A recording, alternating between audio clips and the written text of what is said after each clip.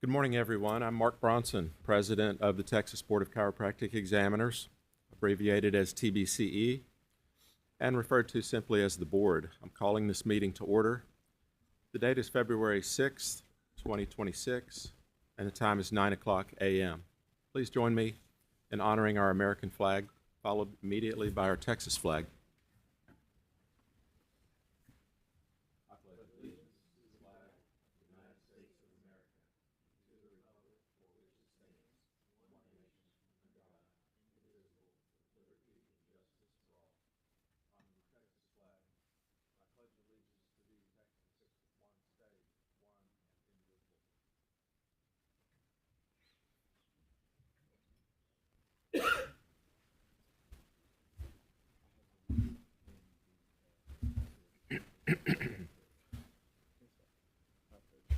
The Board Secretary, Dr. Michael Henry, will call the roll.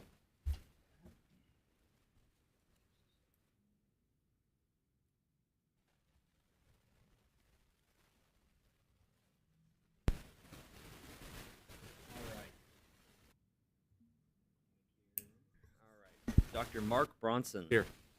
Dr. Michael Henry, present. Dr. Nicholas Bockham. Dr. Mindy Neal. Here. Dr. Scott Wofford. Here. Dr. Sarah Abram. Here. Dr. Matthew Mix. Present. Mr. Josh Holub. And Miss Shelley Gardner. All members are present. A quorum is established. Thank you, Dr. Henry. Yes, we have 9 of 9 members present, and I affirm that our quorum is established. Honorable board members, Team TBCE, thank you for your ongoing service and for preparing your reports for this meeting.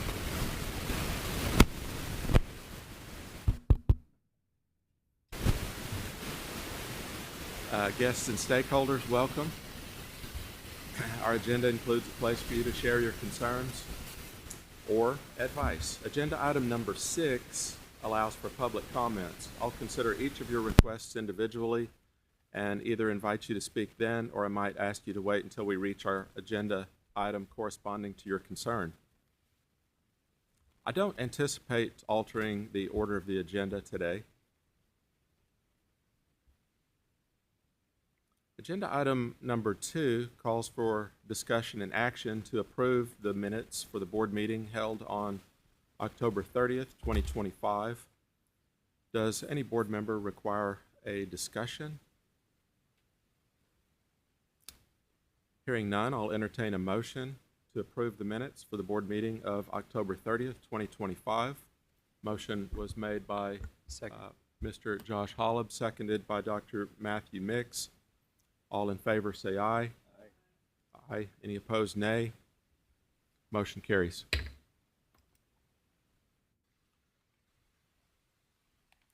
Agenda item number 3 is the President's report. And I'll deliver my report in the format of events since the last board meeting, which we mentioned was held on October 30th, and then any future events. And then I'll add in a couple of things on what to anticipate in the future.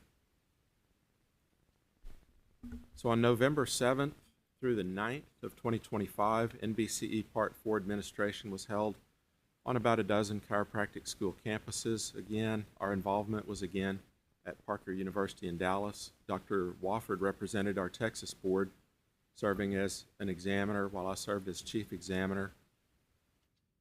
Along with the 37 DCs that I recruited, we had representatives from the New Mexico, Delaware, and Illinois state boards at our site. And that was the next to last Part 4 exam on school campuses. The last one to be given on school campuses will be in May of this year. Then starting in June, or actually even before that, qualified students will have an opportunity to take the Part 4 exam in its new format at the new facility in Colorado. On November 24th, 2025, the Federation of Chiropractic Licensing Boards, FCLB, and the NBCE announced publicly to have begun discussions about potentially joining together to form a single organization. The boards of directors of both organizations voted to approve exploring the possibility, and a working group comprised of representatives of both boards began to evaluate the details of the potential combination with input from their respective attorneys. The change would require the final approval of the boards of directors of both of those organizations, as well as the regulatory boards that comprise FCLB's members and NBCE's voting delegates. If the plan to combine the organization moves forward, it'll be presented to the boards of directors for approval in the first quarter of this year. And then if the two boards approve the plan, it'll be presented to the regulatory board members and delegates for a vote at the next annual meeting of both organizations in May 26. In preparation for that potential vote, FCLB and NBCE have and will keep the regulatory boards up to date, and will be taking their input via periodic town hall meetings and other communications. The organizations will also provide periodic public updates to the broader chiropractic community. So says the information that I just summarized for you. January 22nd, 2026, just a short bit ago, the governor's leadership seminar for appointees in the Capitol was held. Our board member, Shelley Gardner, attended, and thank you for attending. And I also attended for the third time as a review and for another dose of inspiration from Governor Abbott. On January 29th, the NBCE and FCLB held a virtual town hall meeting. I received an invitation, but my schedule did not allow me to attend. I forwarded that invitation to Dr. Bush and others in the agency who may have attended, and some expressed concerns about the proposed new structure as it might affect our involvement, and I expect to hear from Dr. Bush or other agency staff about that. Future events, May 1 through the 3rd, the FCLB and NBCE annual meeting will take place. This will likely be the last time that I'll represent you as voting delegate, which I'd be honored to do this time with your approval.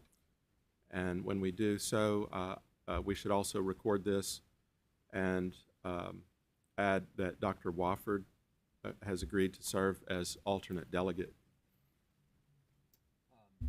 Dr. Bronson, can I go ahead and make that motion to appoint you as our delegate with Dr. Wofford as our backup delegate? Motion was made to that extent by Dr. Henry, and Dr. Abraham actually seconded. Thank you very much. Any discussion on that? All in favor, say aye. Aye. Any opposed, nay. Motion carries. Thank you.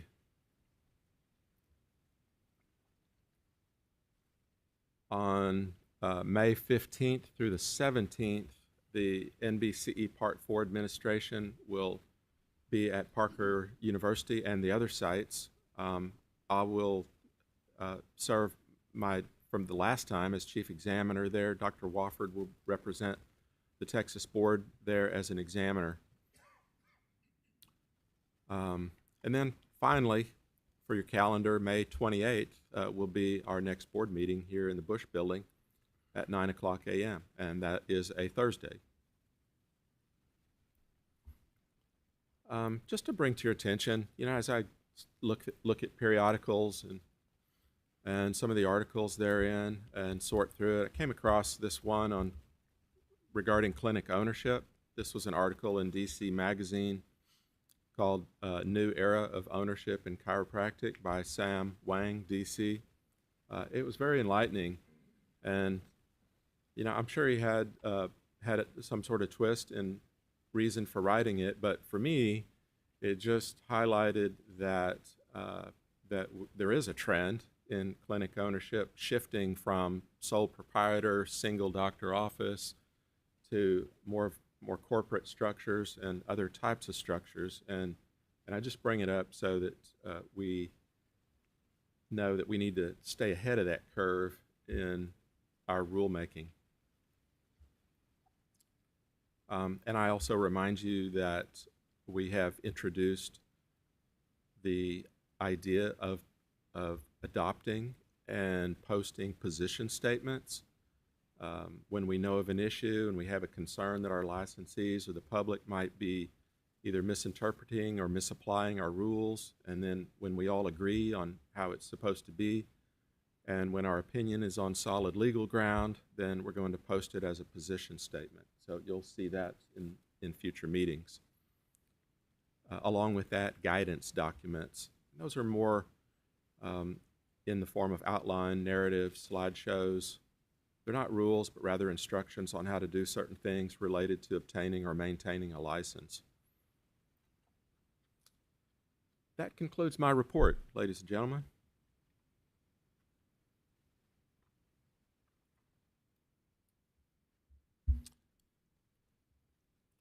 Agenda item number 4 calls for board committee reports. Committee chairs, when I call on you, please acknowledge your committee members and summarize your activities. First up, Dr. Michael Henry as chair of the Rules Committee.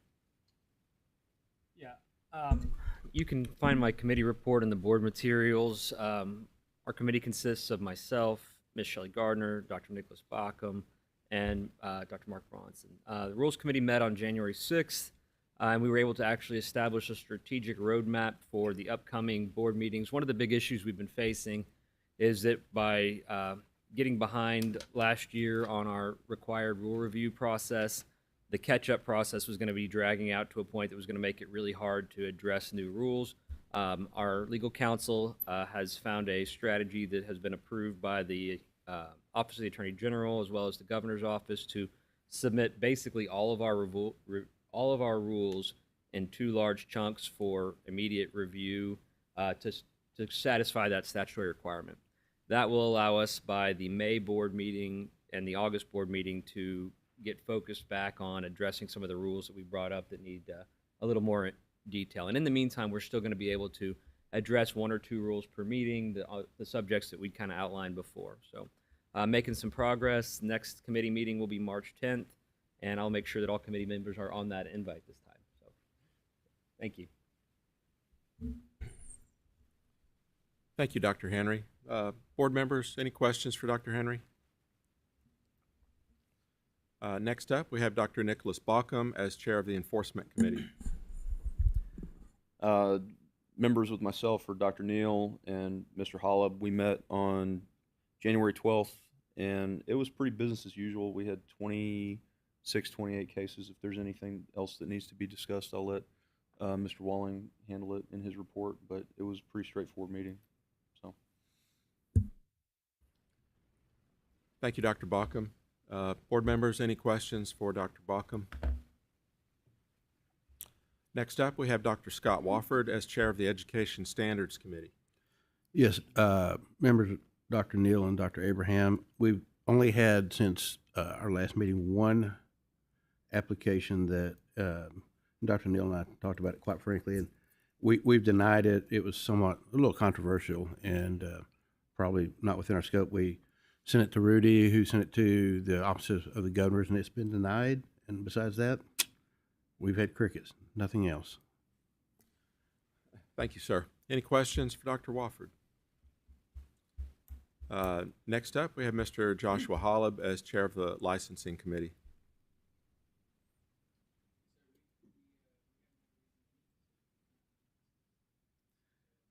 Thank you, sir. Agenda item number 5 calls for reports from our executive director and agency staff. First, I call on Dr. Bush for his executive director report.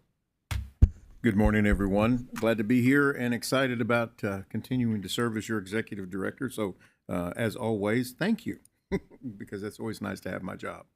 We got some interesting things going on around here, and if I had my notes a minute ago. I have too many pair of glasses, too. Sorry about this. All right. There it is. All right. I submitted my report on the in the board materials. I will start with the second paragraph.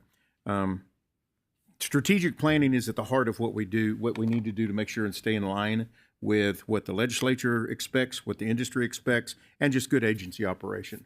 I've talked with Dr. Bronson, and we're putting together a strategic planning committee that will start today and will culminate with a vote on our strategic plan at our May board meeting.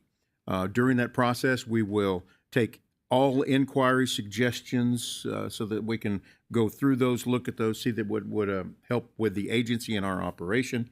The committee will review those, and the committee will vote on what needs to go forward. We will, in the process, put together the strategic planning document, then distribute it for review, and then a vote finally on May. That's kind of the short and sweet part of it. A lot of work is going to fall on the agency for pulling information, putting that together. But that way we can move forward with some of the new initiatives that the legislature has for us, and also some things that the board sees that we need to address.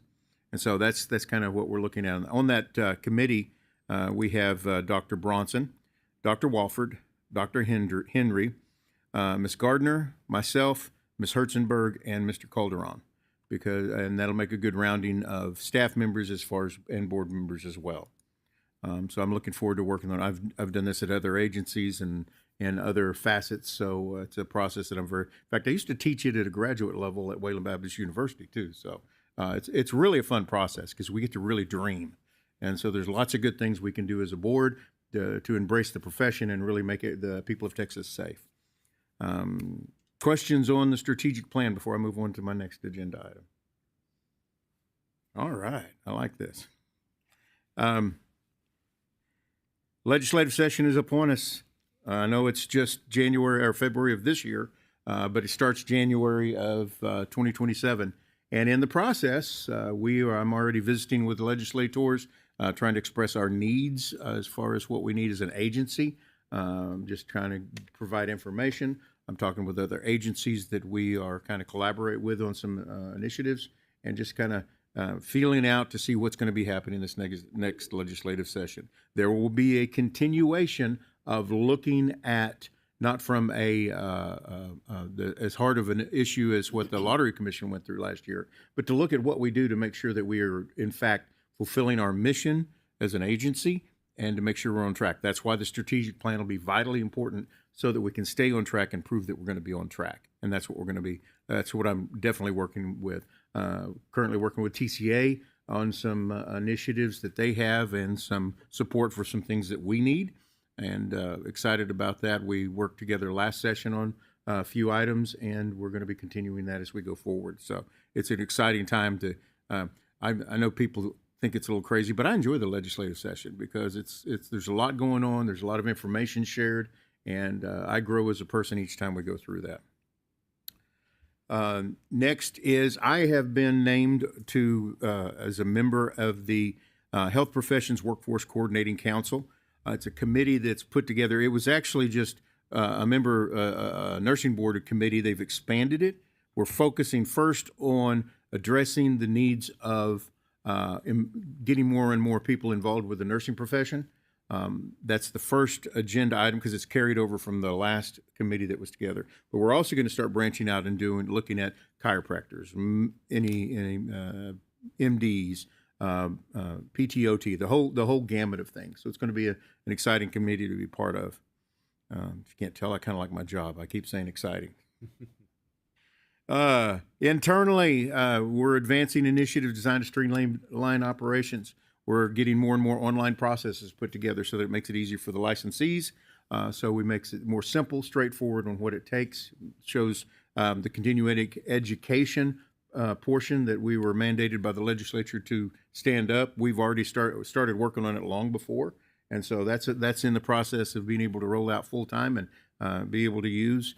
And so we're also trying to identify. We're brainstorming some ideas on how we can also better serve those who contact us with quicker turnaround on responses to questions, especially questions that are that we see repeated over and over again, we'll have a way to take care of that, address that. So we're looking at ways to implement quicker turnaround on that. We want to make sure to be very responsive in what we do. Oh, yeah. I was able to present at the DeSaba conference this year. I've presented at 2 other occasions on that, so this is my 3rd time, and we had a real good time. And I encouraged everybody to basically be real in their leadership of their agency, to be available, but to also be creative. And so I really enjoyed the time. Jennifer and Lisa both got me nominated for that, so that was nice to have that. Be able to go back and be a part of that again. So that was well received, and they didn't throw tomatoes, so I was good to go there.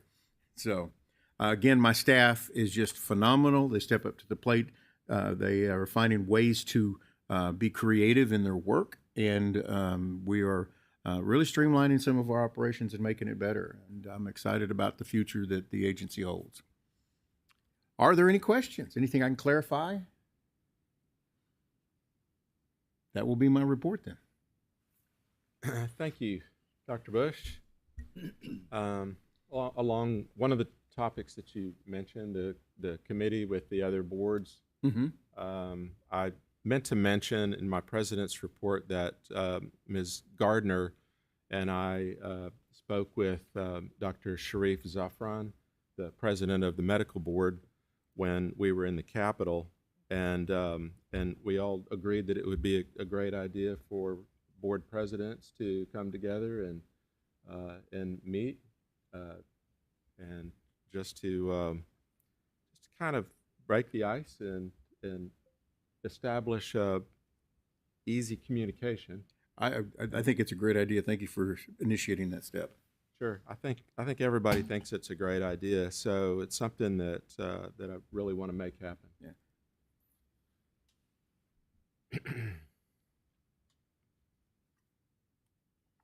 Our Director of Operations, Mrs. Jennifer Herzenberg.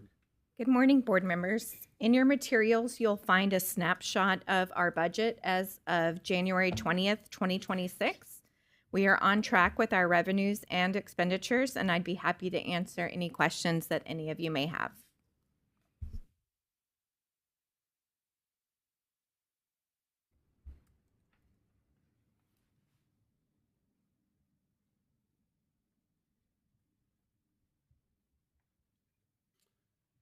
Thank you, Ms. Hartzenberg. Board members, any questions for her?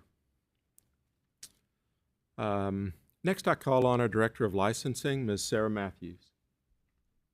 Thank you, Dr. Bronson. Good morning, members. For licensing, it's been a pretty busy couple months with new license issuance. Me and Dr. Wofford were actually speaking before the meeting. In December, we had 24 new licenses issued. In January, we had 49. So there was a double the amount. So it was a very large graduating class from Parker, but we were able to get them completed. So it's been a busy month, a couple months. December 11th, Jennifer and I attended a Parker graduation luncheon. We were there to answer questions about the license process. And then on January 6th, Jennifer and I went to TCC to do a Tri-9 presentation with Dr. Gray.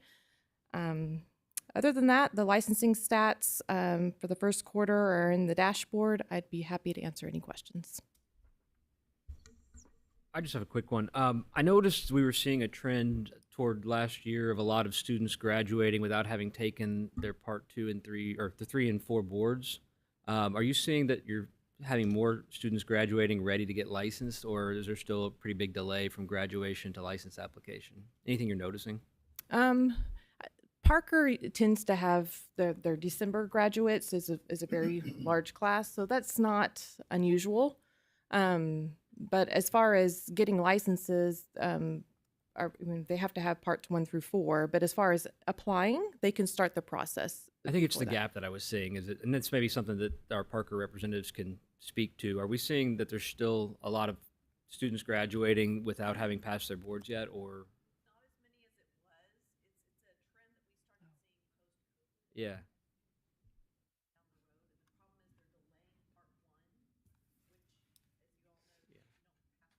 Can't take 2.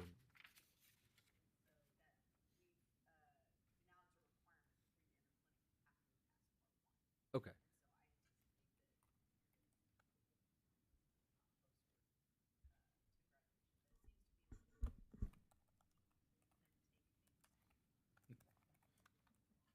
Yeah, I was just making sure because our board policy of allowing them to practice under someone else's license for a year, I was hoping we weren't contributing to that issue that you're seeing.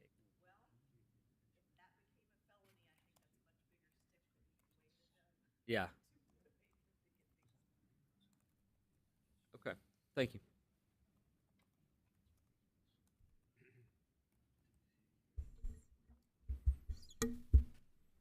Anything else, Ms. Matthews? Any That questions completes my for her? report. Next up, our Director of Enforcement, Mr. Chris Walling. Good morning, board members. Thank you for letting me do this. And we met January the 12th, the Enforcement Committee. Just kind of give you some division performance here from August the 13th through December the 29th. We took in 87 complaints. Administratively closed 37 of those. They did not have any kind of either no jurisdiction, no violation of, or insufficient evidence that we may have saw. We referred, as of currently right now, we have 18 cases pending with law enforcement. We're waiting on those. We usually will, when it refers to law enforcement, our cases will be suspended and let law enforcement do their job. We issued 4 cease and desist orders. We had 1 emergency suspension order, and we issued 5 citations, administration citations that are non-reportable. This EC, when we met January 12th, we presented 29 cases, and as of that, 17 of those cases were no violations. 12 of those were violations that had recommendations of some sort of fine, revocation, or suspension or probation. The average number of days that currently that we're working for the closure target date of 225 days, we actually got under that again.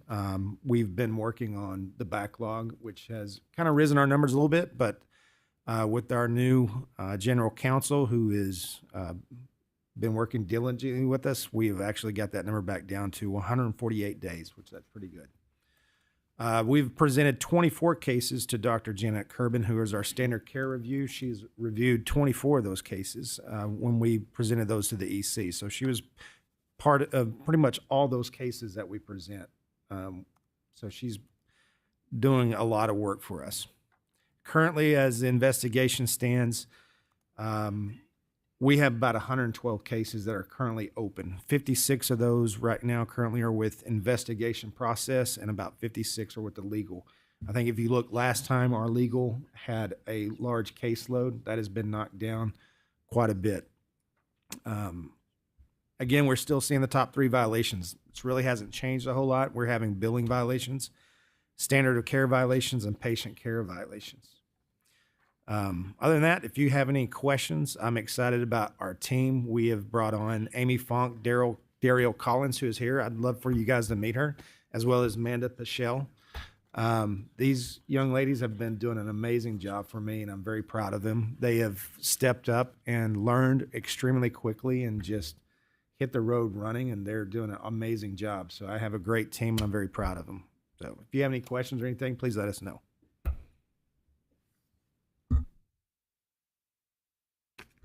The ones that are under legal, is that just a pending SOA, or what does that status look like?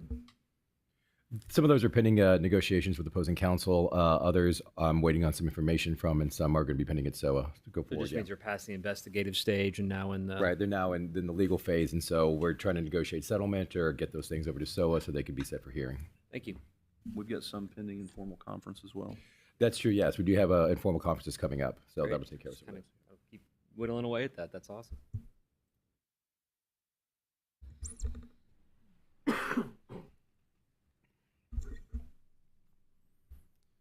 Thank you, Mr. Walling. Board members, any other questions?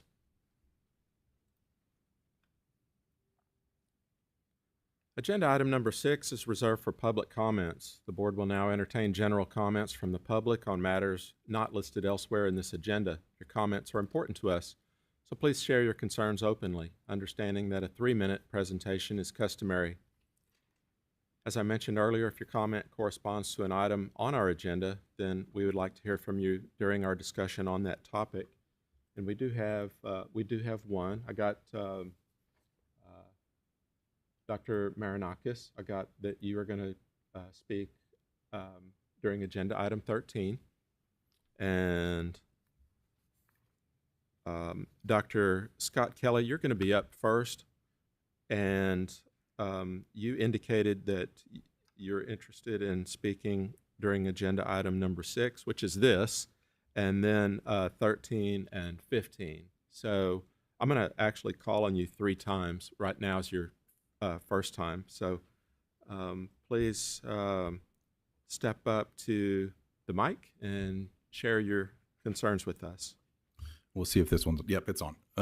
Morning, board members. Thank you for having me for public comment. My follow-up comments for 13 and 15 will be brief, and they're all separate topics. So I appreciate you letting me sort of space those out. Sure. I represent myself and the Chiropractic Society of Texas, one of the 2 state associations here in Texas. My public comment is regarding something that Dr. Bronson, you brought up in the president's report. I was hopeful there was going to be further discussion on that, and that is the FCLB-NBCE merger that they are planning on doing. Have my association that I represent has concerns with the merger of these organizations. Over the last 3 to 5 years, I've had pretty regular communication with y'all regarding a monopoly that functions as a virtual cartel between the CCE, the NBCE, and the FCLB.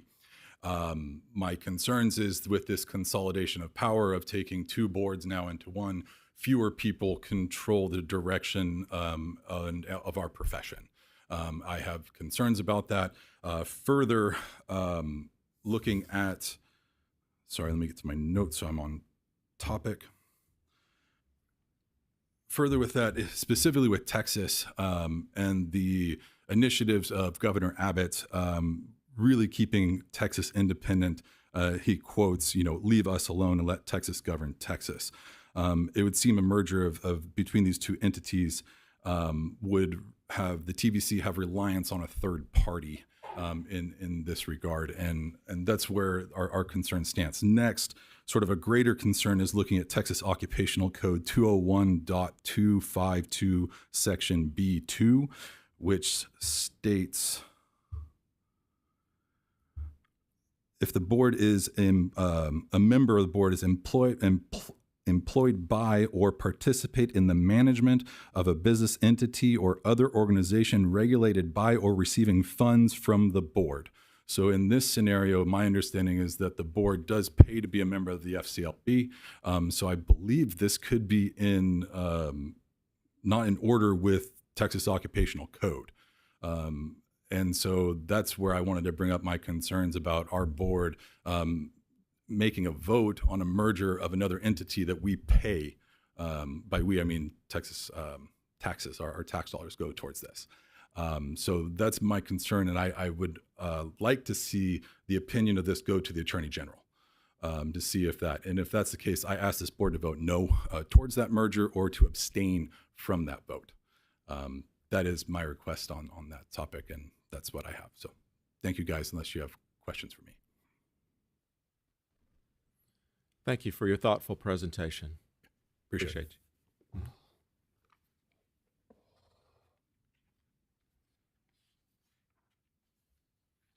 And Dr. Celia McGuire is here with Parker University, and I give you the option. Would you like to step up and speak?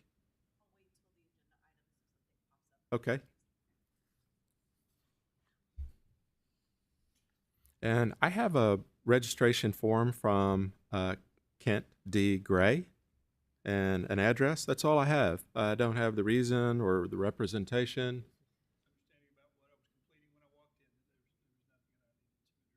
Okay, all right. Thank you, sir. Yes, of course. Again, thank you, Dr. Kelly. We really appreciate the work that you do out there and the information that you're providing. And we are going to be, as a board, having a discussion once we find out, because right now the merger still is very vague. And so we're trying to gather more information. Once the bylaws come out, we'll be able to ascertain what's taking place. And we are watching that very, very closely. Because there are a few concerns along that line as well.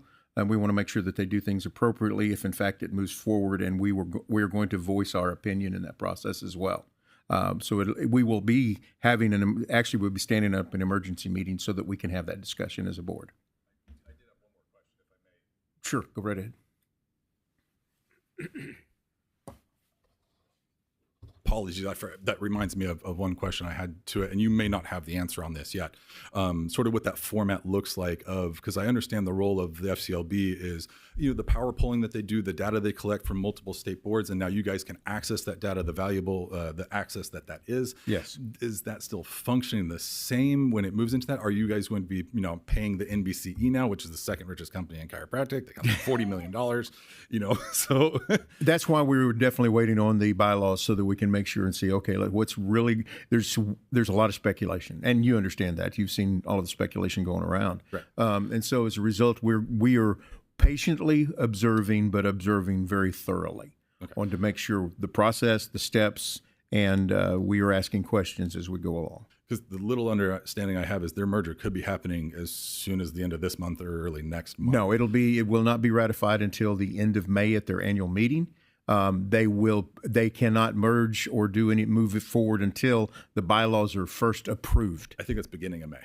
Excuse me, end of April, beginning of May. I apologize for that. Okay. Yeah, because that's where I wanted to bring that up today, because next opportunity I have to discuss with you guys is not until late May. Exactly, and so we're glad that you brought it forward. No, we have no problem with that. Absolutely. Appreciate it. But rest assured, we're watching it very closely. Absolutely. Thank you. Dr. Bush, if I may ask a question. So is that why you set a special meeting? Because we won't meet as a board prior to that? Yeah, we want to make sure and meet as a board before that vote takes place. I appreciate that. Because we're not moving forward with something like that without it. Thank you. Yeah. And that came up because last week was the town hall, was the first time that I saw that timeline, that we saw that timeline going forward. And that did concern us about the fact that our board meeting is going to be after that vote the delegates going to have to make in Atlanta.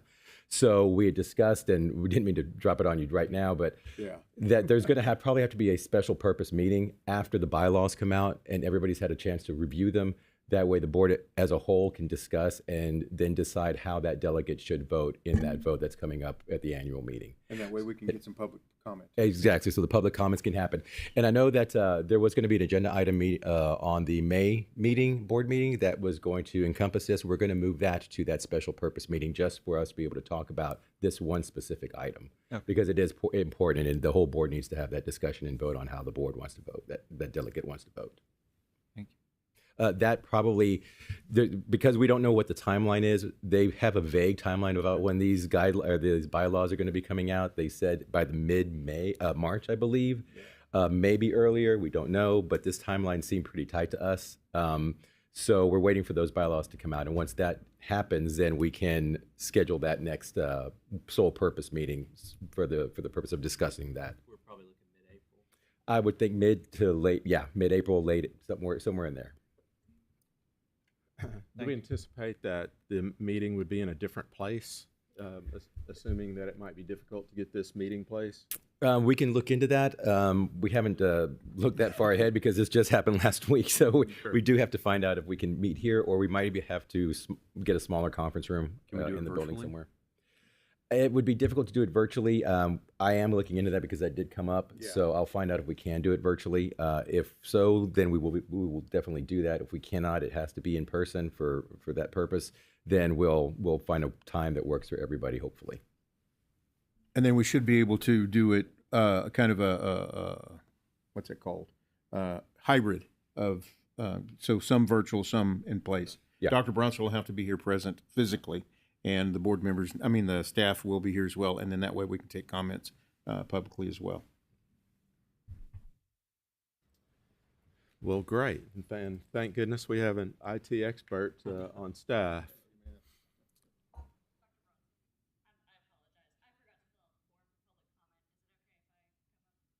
I'm not sure. Will you remind? I'll tell you what. Is in this regarding nothing else on the agenda, right? You're welcome to step up and just tell us your name and who you represent, and we're good with that.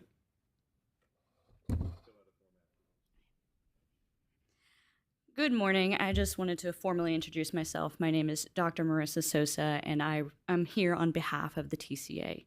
The Texas Chiropractic Association is one of the state's largest associations and strives to protect, preserve, and promote chiropractic for doctors of chiropractic and their patients. TCA's engagement with the board is often focused on minutia of rulemaking or licensing matters, which is, of course, important work and important to what we do. But we thought it was important to step back and just say thank you to the board and TBC staff for your service to Texans. What you guys do is really important, and we just want to say thank you for that. We know you have a difficult job and often a thankless one. I'm sure you don't hear it enough from us when we're at conferences. And we sincerely appreciate all of your services to the profession and, most importantly, our citizens of Texas. So thank you. And again, I just wanted to formally introduce myself and give a piece of gratitude for everything that you do. Thank you. Well, thank you very much, Dr. Sosa. I feel the love, and I greatly appreciate that acknowledgement.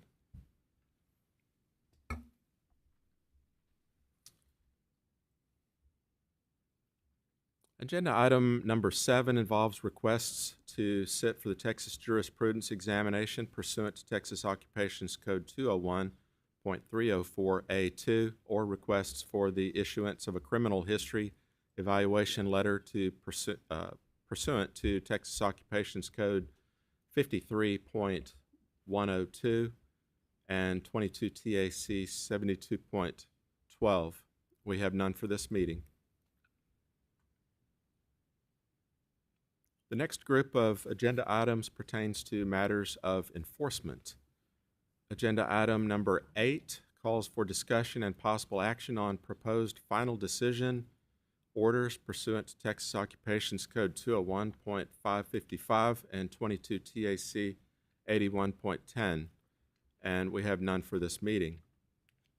Agenda item number 9 calls for discussion and possible action on proposed cease and desist orders pursuant to Texas Occupations Code 201.6015 and Texas Government Code 2001.056. We have none for this meeting. Agenda item number 10 calls for discussion and possible action on default orders pursuant to Texas Occupations Code 201.555, Texas Government Code 2001.0564, and 2001.058 D through L, and 22 TAC 81.6B. We have none for this meeting. Agenda item number 11 calls for discussion and possible action on proposed agreed orders pursuant to Texas Occupations Code 201.504A1, and we have none for this meeting. Agenda item number 12 calls for discussion and possible action on required suspension or revocation of licenses for certain offenses pursuant to Texas Occupations Code 201.5065. We have none for this meeting.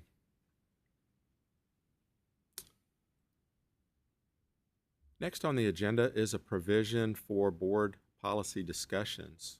Items listed under this heading include topics which have, for various reasons, become worthy of discussion. Our discussion on these items in open meetings is a way for us to share information with each other on issues that don't necessarily warrant rulemaking but deserve our attention. The board may discuss but take no formal action on these matters. Although no rule proposals will be considered, the board may direct the staff as a result of the discussions. Our discussion topic today, agenda item 13, is animal chiropractic, and we have a guest speaker, Dr. Marinakis. Pardon me if I mispronounced it. Please make your way to the microphone, sir, and make yourself comfortable. Before you present the information you prepared for us, I'd like to allow anyone from the board or staff member to put this in context for the rest of us? Nope. I think it's in context of like how long this issue's been going on, history. Is that what you're talking about? Sure. Anything you want to offer Dr. Neal before he speaks? Make sure your microphone is on and share it, because realize we have some members of the board that are not that don't have the same experience that you have. Yes, I will be glad to do that. Animal chiropractic has been going on since way before a certification program or actual formal training has been going. So this need for a chiropractor to work on an animal, especially started in like racehorses and performance animals. It's been going on for a very, very long time. In, let's see, 2008, they started this board, our board, the TBCE, started bringing up advertising infringements for putting animal and chiropractic in the same advertising scheme. There was a lot of us that got called up in front of the board.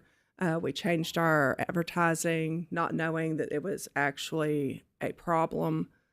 And then there was a push in 2010 to try to get animal chiropractors to be able to do this service without a veterinary referral, which is the law that the vet board has in their occupation codes rules. The push has been very fruitless. We have education of 210 extra hours after we graduate from chiropractic school, and have to have continuing education. We have to keep up with all of this, but the vet board still requires that we have a vet referral. And I think that's where Dr. Marinakis can take over for that. Thank you. I think that was helpful as an introduction. Okay, sir. Sure. First off, congratulations on pronouncing my name correctly on the first attempt. Well done. So that seems to be less of a problem in Texas than it was in Georgia when I went to chiropractic school. But anyway, that was a long time ago. So we're talking about animal chiropractic. I've been a licensed chiropractor. It's my 26th year in practice. And I became certified in animal chiropractic in 2016. I've been practicing in a combined human and animal type of format. I like to have I call it a come get adjusted with your dog type of practice. The current statute, as Dr. Neal said, for your reference, 573.14 in the Veterinary Act, and it defines the performance of chiropractic on animals as veterinary medicine. And it requires what they term general supervision of whoever is performing who is not a licensed DVM. The burden of liability is on the DVM who is providing the general supervision, or as Dr. Neal referred to, the referral, so to speak. And it effectively makes DVMs the gatekeepers for chiropractic care for animals, regardless of whether that DVM has any training or understanding of what chiropractic is. DVMs are able to take this post-grad course if they choose, but regardless of whether they choose to do so, they effectively have made themselves the gatekeepers, and they've coined chiropractic as an aspect of veterinary medicine. So a practical application of the rules goes along the lines of, I get a call at the office, an animal owner, in my case it's typically a dog or a cat, most of the time it's a dog. Hello, doctor. My dog is having trouble standing up today, showing a lot of stiffness. The veterinarian didn't find anything hugely wrong with them. prescribed a painkiller for them. But when I have trouble, I frequently go to the chiropractor. I think my dog could use an adjustment. All right, can I make an appointment for the dog? And if I'm following the letter of the law, I'm supposed to say, well, you need to go back to your veterinarian and let them know what you want to do. Your veterinarian needs to sign a form acknowledging that they are accepting liability for the care in my office.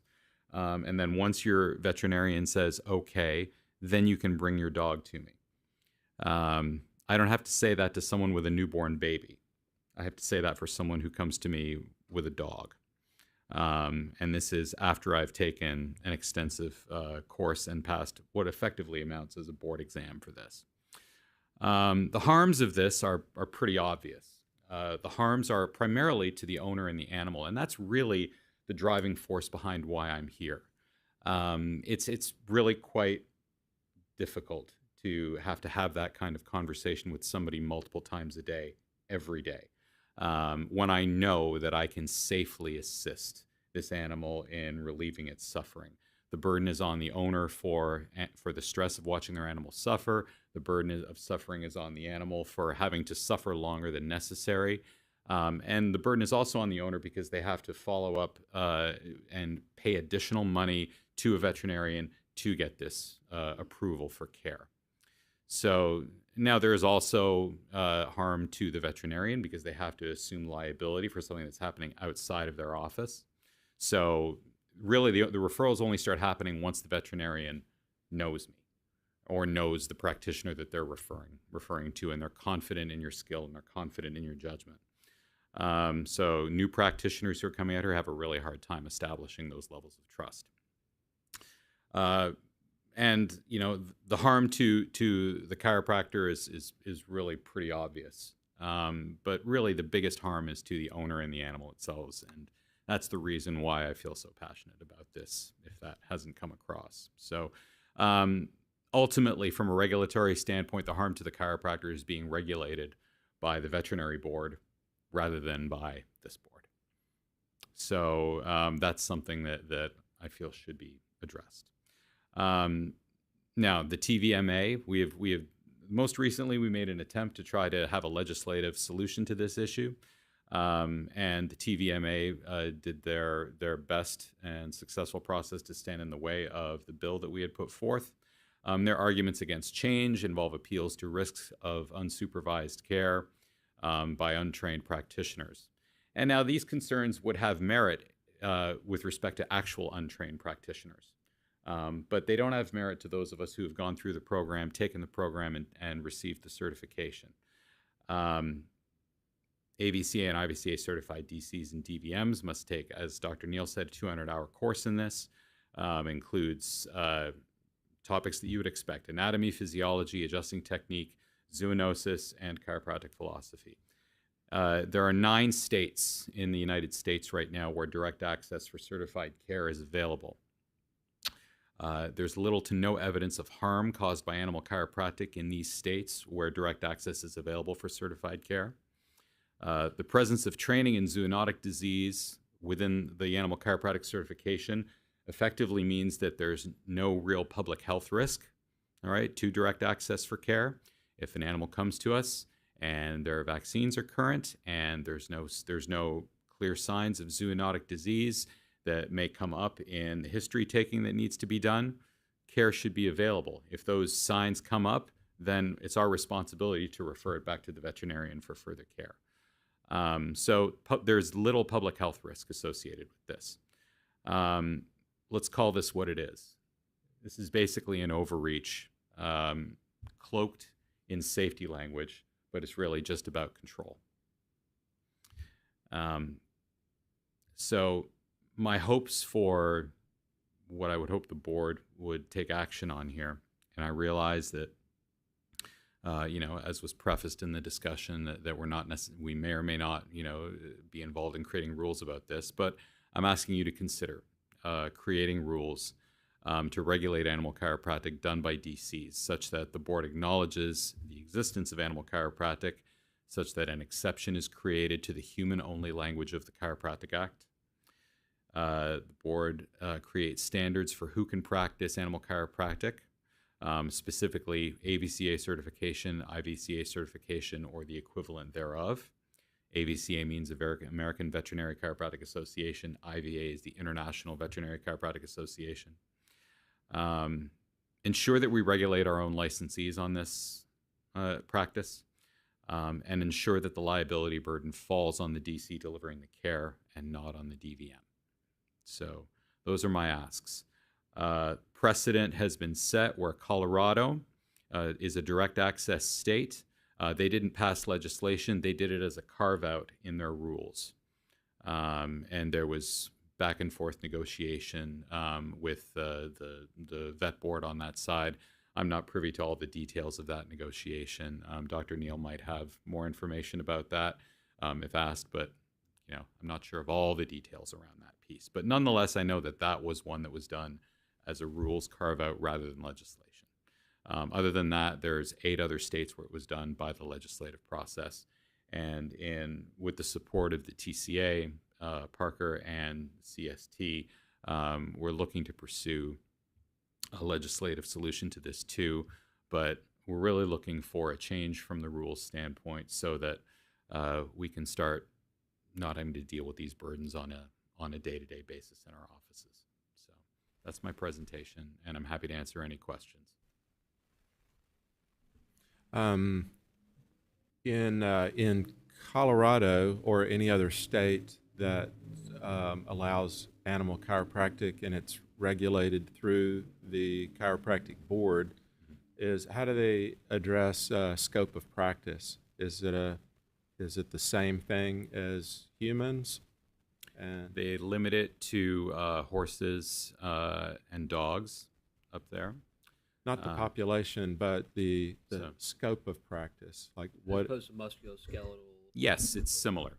Yes. Yes, the answer correct. is yes. Yes, similar to the human scope of So a practice. chiropractor isn't given vaccinations and stuff like that? Yeah, no, they don't have that. Yes, scope of practice, yes, it's similar to, it's I similar assumed that was the case. I Yes. just had to ask the question. Sure. Thank you.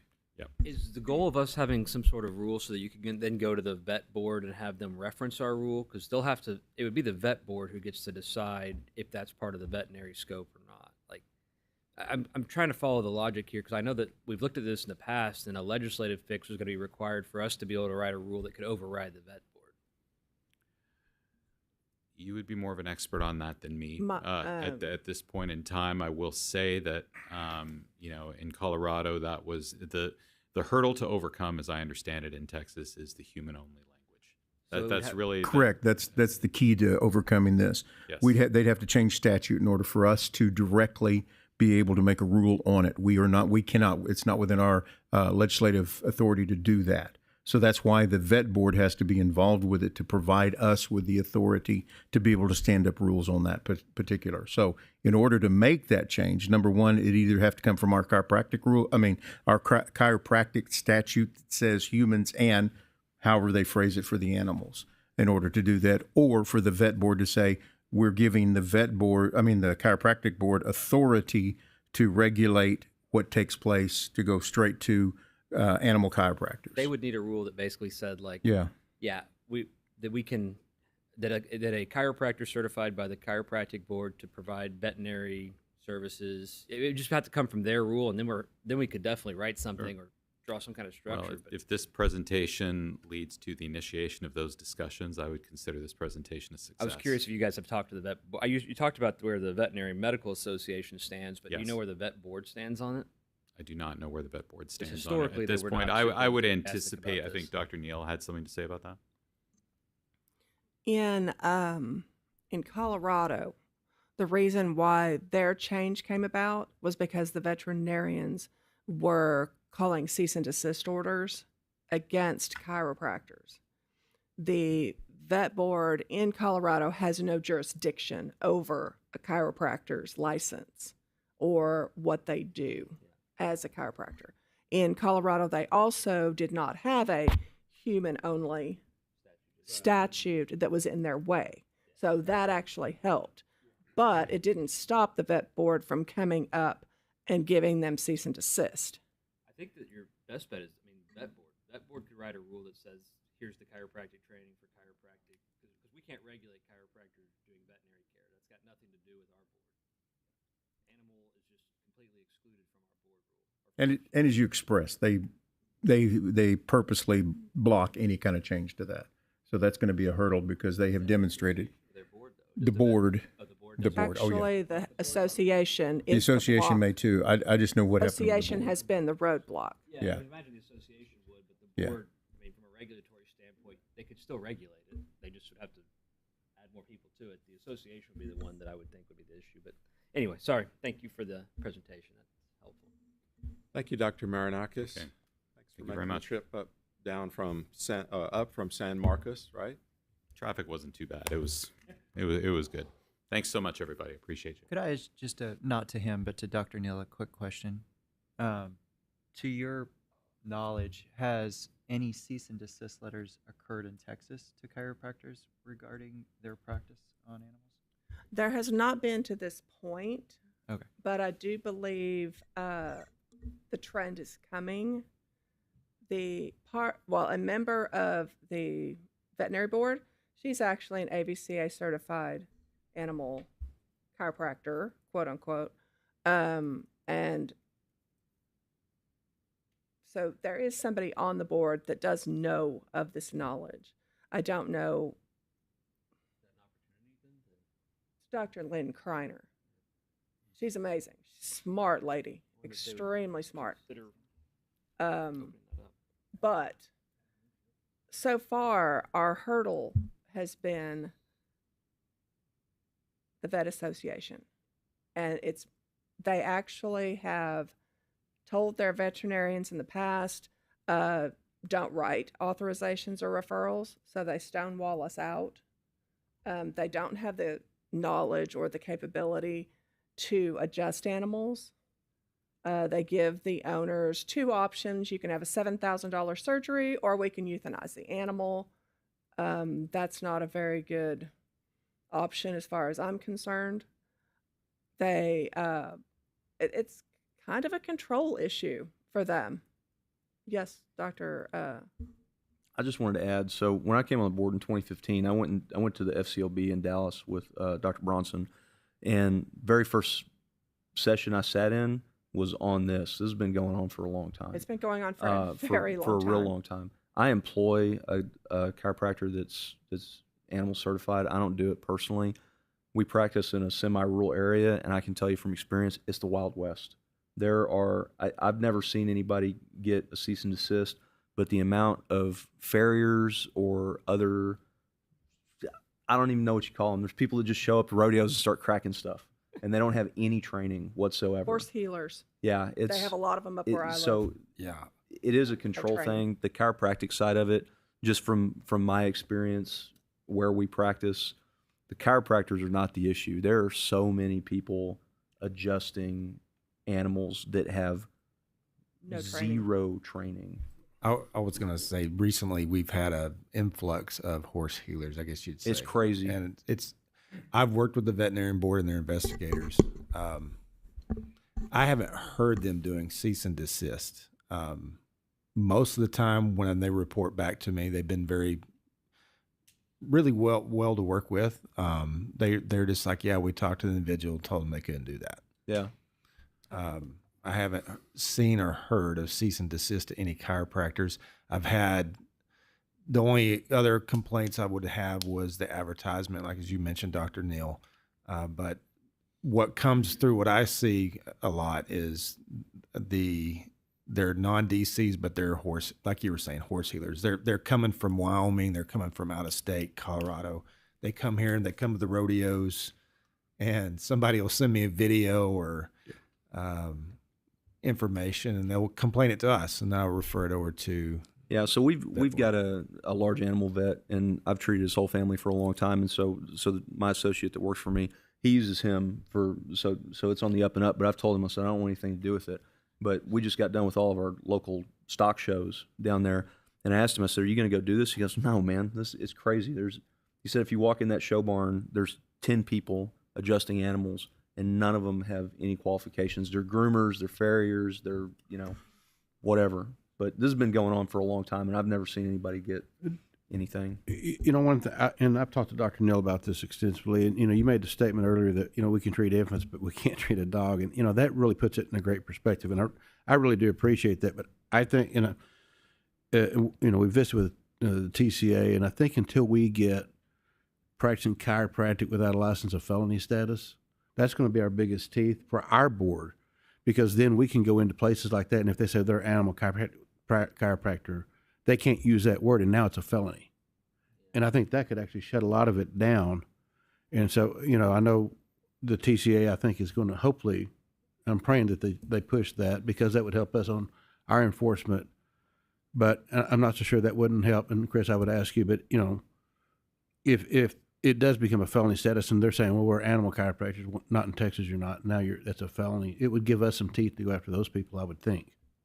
Yeah, my experience, 30 years in law enforcement, a county attorney is just not that.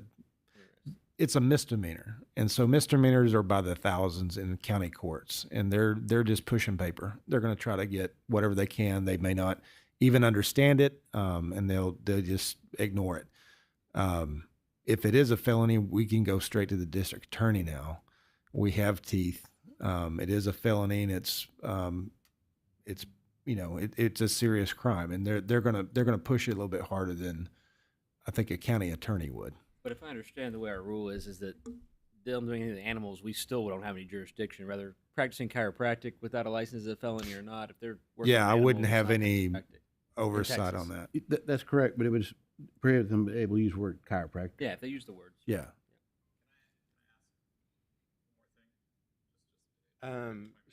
Sure. Do you want to come? I'll just sit here because I got a loud voice. Let's do it. Let's before you. So I would say the one comment I would make is that when I first moved to Texas, I took a year off from practice and practiced full time. I had a little side gig as a dog trainer, and I did dog training full time for a year. I ran a program for a facility up in Pflugerville, and I can tell you that I didn't have to get a veterinary referral as a dog trainer, and there's zero standards for that anywhere in this country, and there's a lot more harm that can come from dog training methods that anyone can access if they walk into PetSmart, all right, than any chiropractor who's certified would do to an animal. So that would be the one point. And the second question I would have would be, so what do you suggest the next step is? I mean, the legislative action is certainly pursuing. We're trying to chew gum and walk at the same time, if you will, right? So, you know, should we be approaching the vet board on this point? They currently have the authority. Is that something that I need to initiate or something that Well, I would say that your comments are welcome, not necessarily your questions to the board. Thank you. Dr. Kelly, you signed up to comment on this topic. Briefly, and I'm happy to say that I'm very much in favor of this. I don't get to say or haven't said I'm in favor of, you know, some things here. And so, yeah, very much little joke there. But in all seriousness, Dr. Henry, you made one point that I'd like to sort of shift. It wouldn't be chiropractors practicing veterinary medicine. It's their distinction between veterinary medicine and animal chiropractic, right? So, Current statute. I'm As sorry? of now, that is, if you're working on an animal, it's veterinary medicine right now. So statutorily, not philosophically. Yeah. So, but that's where potentially verbiage can be utilized to where it is limited to vertebral subluxation or musculoskeletal components. And then potentially, Dr. Bronson, as you mentioned, of speaking with other presidents of other boards, this could be a olive branch to them, perhaps in favor of Dr. Marinakis. But that's all I had to say. Thank you.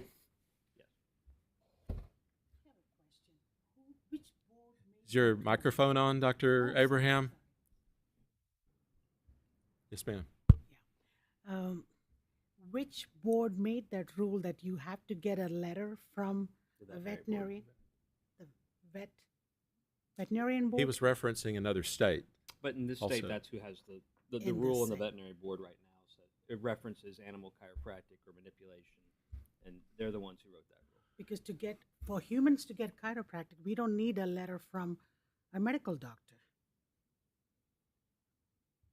Because it's set up to where the entire structure of chiropractic is designed for humans, and therefore we have the authority to do that. That's set up in statute. Veterinary has it set up in statute that all things animal are theirs, and since we are just human, we cannot set rules. So the two pathways that exist would be a legislative fix that gives our board the authority to regulate chiropractic used on animals, or the veterinary board could create a rule that says that chiropractors who have gotten this amount of training do not need a referral to treat animals. So those are the only two pathways that I'm aware of that exist. Or we change the statute That's the first pathway. Yeah. to vertebrate. Yeah, however they want to do it. You know, anytime you say change statutes, you open up your practice act, and that can be a whirlwind. You know, you open your practice act, and it can be, ooh, you're talking about lawsuits start flying all over. Legally speaking, if I might, the clearest path for this would actually have to be the most amicable way, a joint directive from both the TBVME and the TBCE to do this jointly, so we work together to make it smoother.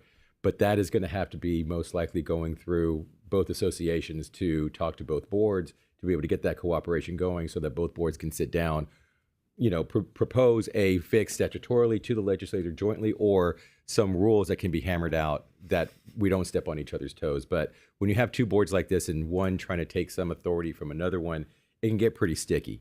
And so you want to have as much cooperation between the two as possible. They could fix this with rule change. They could. As easy as we can pass a rule, our rule doesn't have any authority right now. Their rule, if they pass a rule, has authority to allow you guys to do that. But it's also for their benefit because they're taking liability of a chiropractor. Yeah. Yeah, the veterinarian is, there's a whole lot of issues with that, but I think that would be a good approach.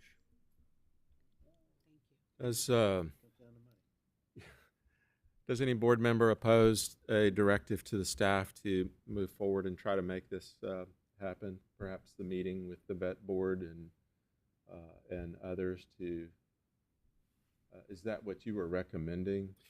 It doesn't hurt to have discussions, let's say that. You know, but it needs to be a discussion, essentially a four-way discussion between the two associations and the two boards. So it'd be a moving, you know, kind of four-way conference between all interested parties. We can definitely look into setting up those meetings and get that ball rolling. I would not expect anything to happen right away to fix this, especially maybe not even through the next legislative session, unless one of the associations wants to get involved. But we can definitely get that ball rolling and try to hammer out, you know, see exactly what their position is and why, and then go from there. If we had a public position, does that help or hurt anything? I mean, we can, as a board, I mean, I don't think any of us disagree with you in principle at all on the training is ample. I can't say that, but speaking for myself, I think that we have support of the idea. It's really the ability to make any kind of rule change that would affect this issue. And before I would say that, you know, you as a board would put something forward. The discussions probably have to happen before that, you know, so we can have a common voice.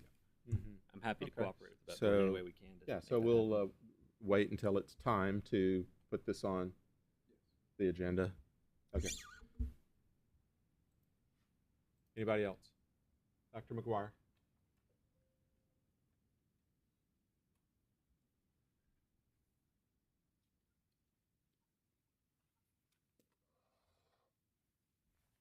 Thank you.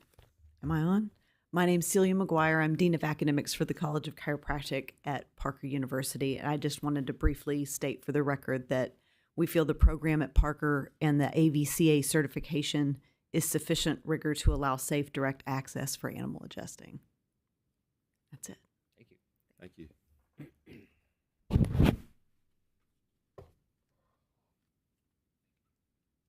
The next set of items on our agenda would allow the board to act on rules for proposal.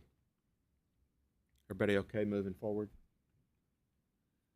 Agenda item number 14 calls for discussion and possible action on proposing an amendment to a rule relating to board fees, 22 TAC 72.1 fees.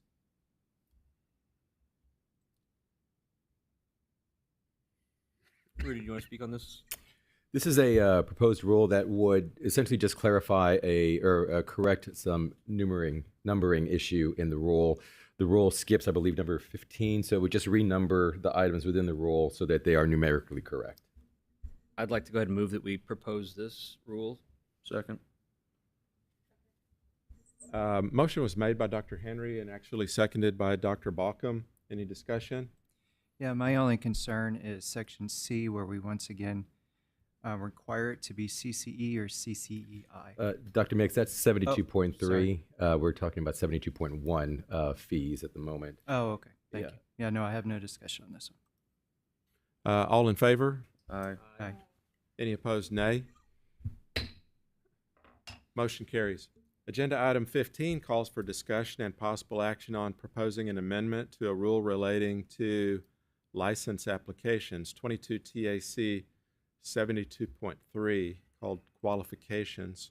And so we'll let staff introduce this. And then I know, Dr. Kelly, you've signed up to comment on this.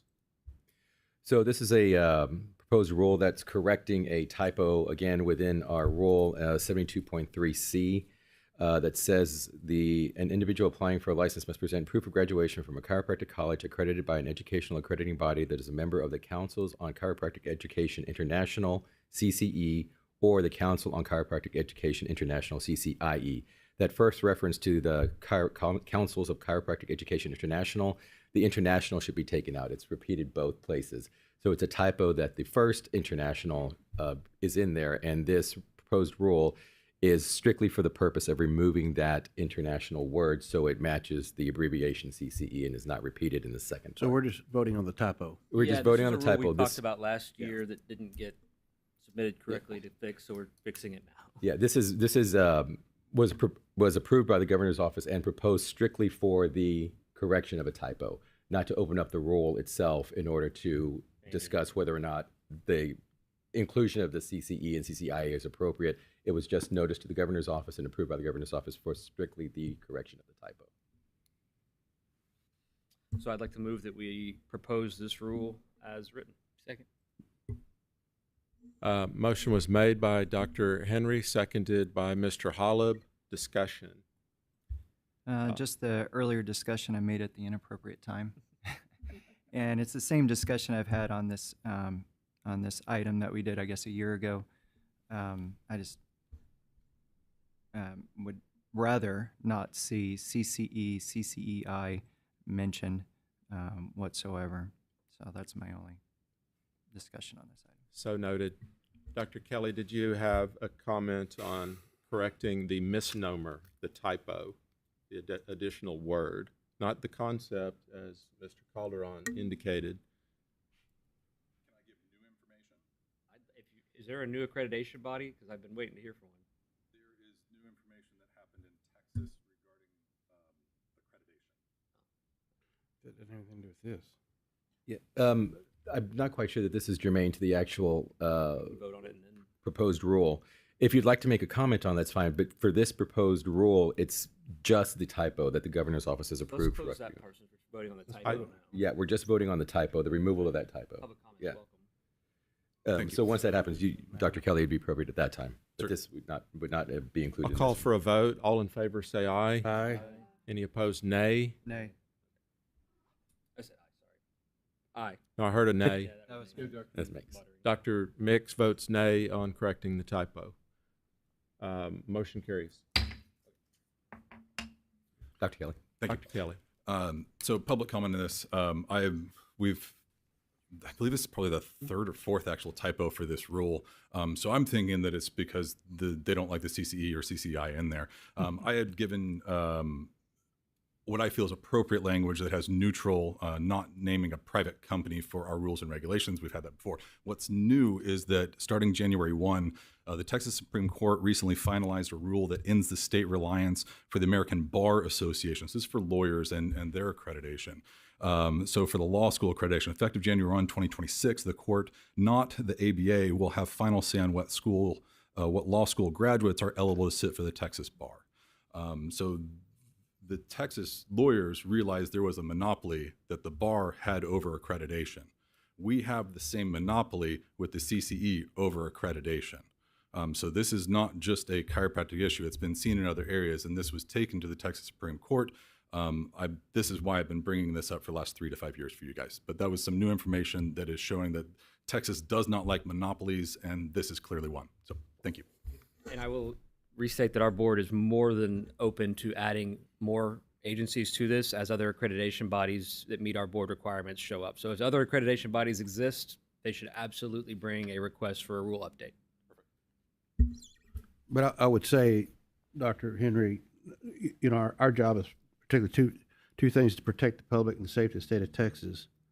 And I don't know how CCE, in fact, I'm going to ask Dr. Mix, how is it dangerous? How is CCE danger to the public and the safety of the state of Texas? It's not that they're a danger to the public. But that's what we do as a board. Other, That's what we other agencies regulate. might also be able to provide that, and we're Let open me to talk that. to him for a second. Yeah, no, and I'll answer your question. It's not that they're a danger in and of themselves. It's that we name them as the sole handler. No, that's not correct. And Dr. McGuire, that's as far as programmatic accreditation, but institutional accreditation, they also are SACs in Texas.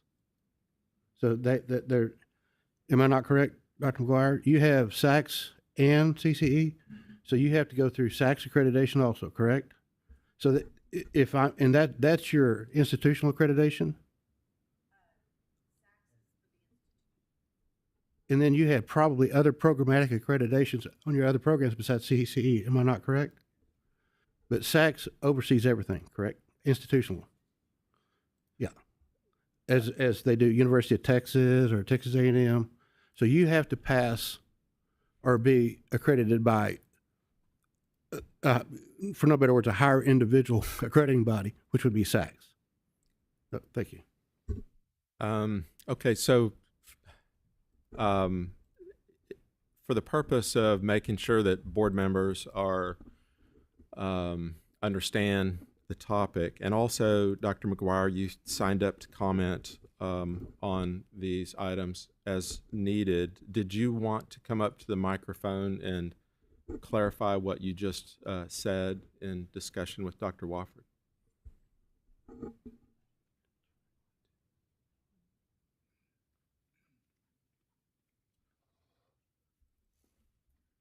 Yes. So again, I'm Celia McGuire, Dean of Academics for the College of Chiropractic at Parker University, and I am a DC as well. I was only here to say that Parker University supports the proposed correction language that you've already voted on, but I did want to make that known.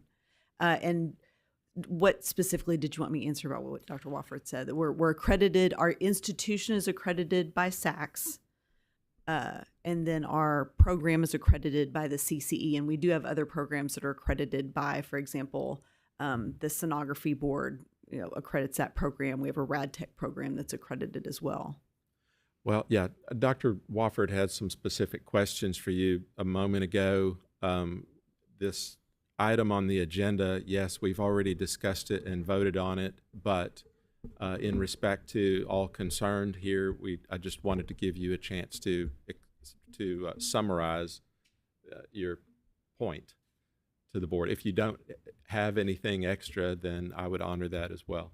Okay. Well, in full disclosure, I'm also on the CCE Site Team Academy, but I would say I support CCE as our programmatic accreditor until another accreditor is known that we could review. And having multiple accreditors does create issues because in order to give a degree from Parker University, you have to meet the CCE standards. So every student would have to be reviewed if they wanted to transfer in to make sure all the coursework that they got under a different accreditor also met the CCE standards. It would just create a lot of, I don't even want to think about what would happen if I had multiple accreditors to deal with.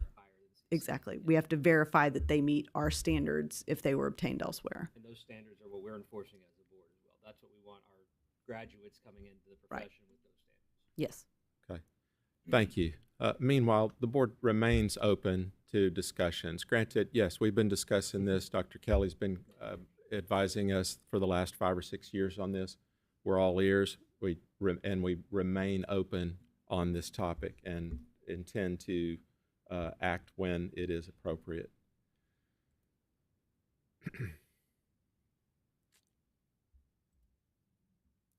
Rules for adoption. The next heading is rules for adoption. It would allow the board to act, although we have none for this meeting. The next heading after that is includes agenda item 16, which relates to legal matters, and item 17, which relates to personnel matters, each allowing the board to meet in closed session, but neither of which are necessary today. Am I correct? Correct.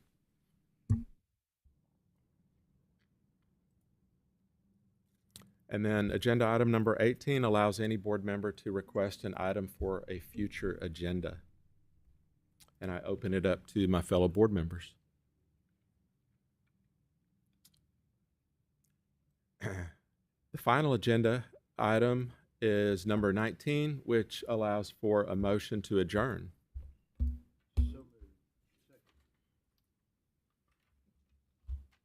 Who made the motion? Mr. Holub over there made the motion, and Ms. Gardner seconded. All in favor? Aye. Any opposed? Nay. The time is 10:26 a.m. on February 6, 2026, and we're adjourned. Hey, Rudy.